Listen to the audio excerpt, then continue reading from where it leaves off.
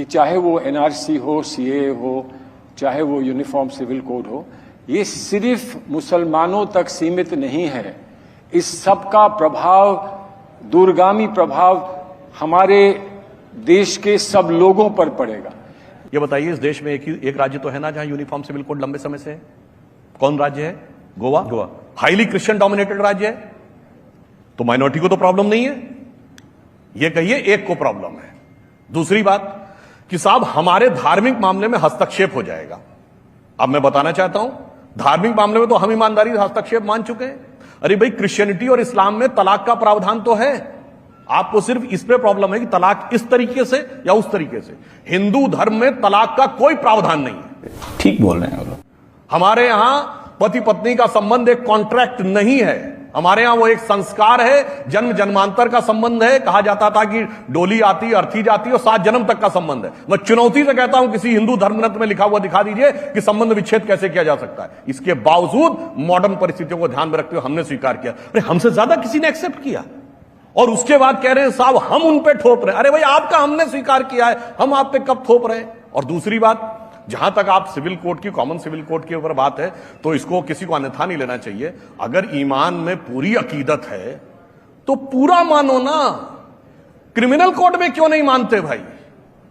Civil में चाहिए, मगर चोरी करके हाथ नहीं कटवाने, दारू पी के कोड़े नहीं पड़वाने हैं, और अगर किसी प्रकार की गलती हो जाए तो पत्थर नहीं खाने हैं। सिर्फ औरतों को दबाने के लिए हमें वो राइट्स चाहिए। अन्यथा आप कहिए मौसीकी कुफ्र है, तो फिर उसके लिए जो सजा है वो आप मानिए। जो लोग कहते हैं कि हिजाब रखना चाहिए, तो मैं इतना बड़ा कोई आलिम फाजिल नहीं, पर इतना अगर जिस नियम में आप कहते हैं हिजाब रखना चाहिए, तो हिजाब जो औरत ना पहने तो उसके पत्थर भी पड़ने चाहिए। नहीं साहब, इस ढंग के रूल आप मानेंगे? शराब पीते पकड़े जाए 100 कोड़े लगने चाहिए, ये तो शरिया कहता है। क्यों नहीं लगवाने को तैयार भाई?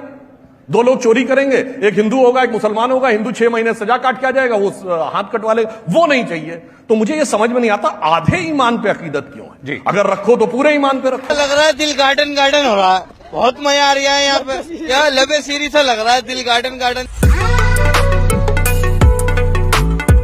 कि अयोध्या विवाद एक बहुत बड़ी बात थी, वो विवाद खत्म हुआ, आज देश में शांति है, राम मंदिर बन रहा है, सबको खुशी है।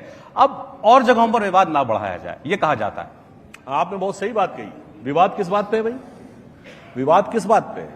मतलब ये तो वो स्थिति हो गई कि मैं तो खुद कहता हूं भाई, इस्लाम तो अमले रसूल है ना, अमले बादशाहत नहीं।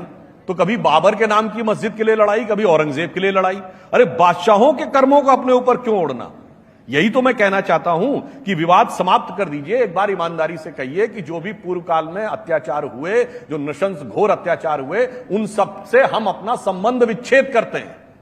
अन्यथा कोई ये कहे आज के जर्मनी में कि साहब ज्यूज और जर्मन्स के बीच में भाईचारे का प्रतीक ये रहेगा कि कोई जर्मन खड़े होकर ये कहे कि Adolf Hitler, Rudolf Hess, Adolf Eichmann और हरमन गोरिंग ने जो ज्यूज का होलोकास्ट किया था, वो हमारे लिए गर्व की बात है।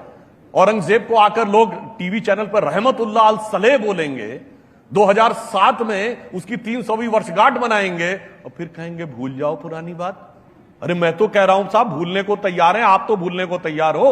आप बाबर, तुगलक, औरंगजेब, इशरत जहां, याकूब मेनन, जाकिर नायक, बुरहान वानी से जोड़ने को तैयार हैं, क्यों नहीं अमीर खुसरो, अब्दुल रहीम खान खाना, इतने बड़े कृष्ण भक्त कवि सैयद इब्राहिम रसखान, जिन्होंने कहा मानुस हो तो वही रसखान बसो ब्रज गोकुल गांव के कारण। ये कहते गंगा जमनी तहजीब, ये शब्द कहां से आया? औरंगजेब का बड़ा भाई दारा शिको, उसने किताब लिखी मंजुमल बहरीन, मतलब 2 समुद्रों का मिलन। और इतना ही नहीं, उसने उपनिषदों का फारसी में अनुवाद कराया। उसका नाम रखा सिर्रे अकबर, वर्ड्स ऑफ गॉड। वहां से वो लैटिन में और वहां से जर्मन में आर्थर शोपेनहावर ने ट्रांसलेट कराया। और उस दारा शिको का सर काट के थाली में सजा के जेल में बंद अपने बाप को देने वाला वो गंगा जमनी तहजीब का प्रतीक है, और दारा शिको नहीं। अरे भाई, आप दारा शिको से जोड़िए। आप उसके बाद, और लास्ट में बात कर दो, लेटेस्ट आता हूं, डॉक्टर एपीजे अब्दुल कलाम से बड़ा साइंसदान आलम इस्लाम में नहीं पैदा हुआ। उनके नमाजे जनाजा में कितने सेकुलर गए थे? पूछता हूं। बुरहान वानी, याकूब मेनन, इनके लिए खूब बयान, और उनके जाएंगे आतंकवादियों के में, डॉक्टर कलाम के में नहीं गए। उस्ताद बिस्मिल्लाह खान ने 15 अगस्त 47 को सबसे पहले शहनाई बजाई थी। कितने लोग गए थे उनके नमाजे जनाजा? 2015 में वीर अब्दुल हमीद की शहादत की 85वीं वर्षगांठ हुई। सिर्फ भाजपाइयों के अलावा कितने लोग गए थे? मैं पूछना चाहता हूं। ये बताइए, ब्रिगेडियर मोहम्मद उस्मान का घर उत्तर प्रदेश के गाजीपुर में है, वहां जाएंगे, आजमगढ़ गाजीपुर में आतंकवाद के आरोपियों के सिजदा करेंगे, कितने लोग गए वहां? समस्या हिंदू मुस्लिम की नहीं है, मुस्लिमों में कट्टरपंथी मानसिकता है और उसी को उनका प्रतिनिधि बना दिया गया है और उसी से कहा जाता है एडजस्ट करके रखना। समस्या ये आपको पता है इस देश में कितनी मस्जिदें? 3 लाख। इसीलिए तो मैंने कहा ना, अगर आपके लिए वो चीज का वही अकीदा हो जो हमारे लिए है, आप बताइए कि साहब काशी में हमारे लिए ज्ञान व्यापी का उल्लेख है। एक बात बड़ा लॉजिकल सुनिए, पूरे शहर का character pure religious Hindu, Kashi मोहल्ले का कैरेक्टर प्योर रिलीजियस हिंदू, उस जगह का कैरेक्टर ये खुद मानते हैं, ये बगल में भी मंदिर है, यहां भी मंदिर है, यहां भी मंदिर है, ये बीच में मस्जिद अपने आप बनी थी और बादशाह गाजी जिंदा पीर बादशाह आलमगीर अपने आप जाके बनवा दिए थे। ये बात तर्कसंगत लगती है।